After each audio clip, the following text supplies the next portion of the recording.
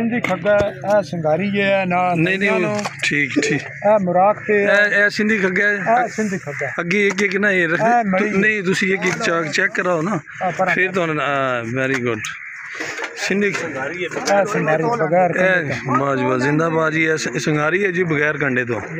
अगे इस तो पहला तो सिंधी खग्गा तो फौजी खग्गा विखाया है ते हुण असी तो जड़ा ना मली ये दरिया जेलम की मली है जी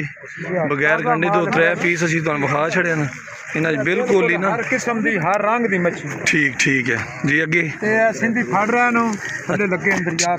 ठीक है ए जी मुराक मोटा मुराक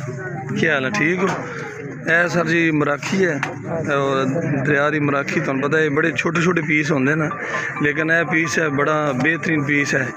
और ये फ्राई तो भी ठीक है तो तुसी अगर सालन सुलन बनाओ फिर भी बेहतरीन ठीक है सर है अगे जिंदाबाद ए पंगन ठीक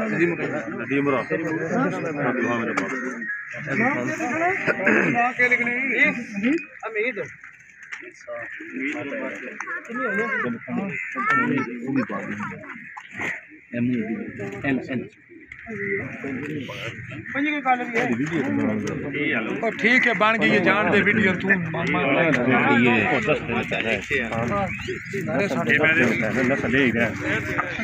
बनाओ जी वाह जी गुड गुलफाम का बीज है माशाल्लाह जी नाल देख लो जी अल्लाह पाक कितनी खूबसूरत जी